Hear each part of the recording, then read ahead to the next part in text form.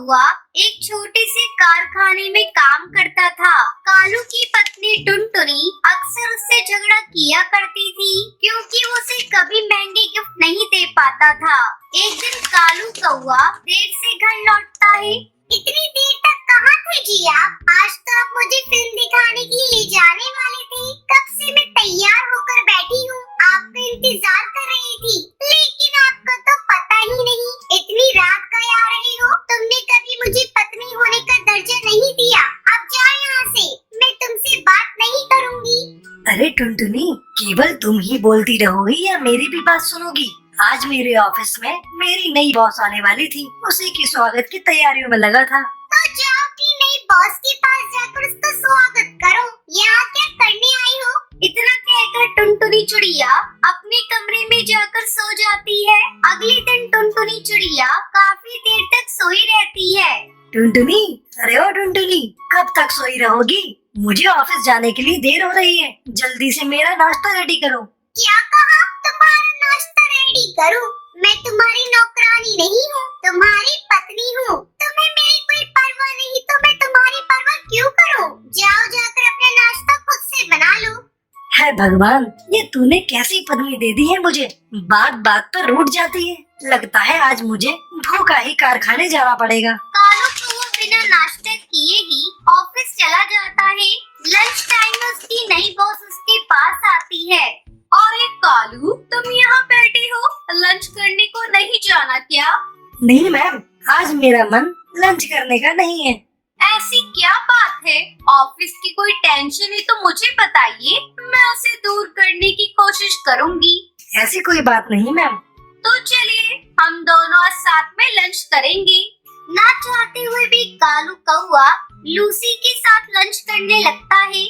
कालू जी, अब तो आप मुझे अपनी उदासी का कारण बताइए।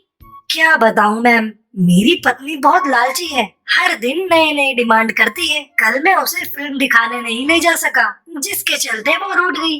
अच्छा, तो ये बात है।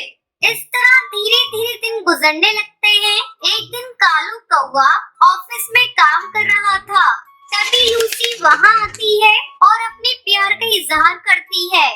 आप ये कैसा मजाक मुझसे कर रही हैं? मैं आपसे शादी नहीं, मैं आपसे शादी नहीं कर सकता। मैं पहले से ही शादीशुदा हूँ, मेरी पत्नी घर पर है। लूसी कालू की बातें सुनकर वहाँ से चली जाती है और एक प्लान बनाती है। उसे पता था कि कालू की पत्नी लालची है। अगले दिन वो कालू के घर जाती है। उस समय टुनटुनी चिड़िया घर पर अकेली थी। आप कौन है? मैंने आपको पहचाना नहीं। मैं आपके पति कालू की बॉस लूसी हूँ और मैं आपके पति से शादी करना चाहती हूँ। इसके लिए मैं आपको बहुत सारे पैसे दूंगी, जिससे आप अपने सारे शौक पूरे कर सकती हैं। ये सुनकर टुनटुनी चिड़िया खुश हो जाती है। तो ठीक है, आप मुझे 1,00,000 रुपए दे दो और मेरे पति से शादी कर लो। दोनों की डील पक्की हो जाती है। जब रात को कालू कौवा अपने घर आता है तो उसकी पत्नी कहती है, सुनो जी, मैं कहती हूँ तुम अपनी बॉस लूसी से शादी कर लो। इसके बदले वो मुझे 1,00,000 रुपए देने वाली है। वैसे भी तुम मेरे किसी काम के नहीं। इस तरह जबरदस्ती टुनटुनी चिड़िया अपने पति की दूसरी शादी करा देती है। इस तरह कुछ महीने बीत जाते हैं। एक दिन लूसी कबूतरी कालू को लेकर विदेश जाने लगती है। अपने पति को जाते देखकर टुनटुनी चिड़िया रोने लगती है।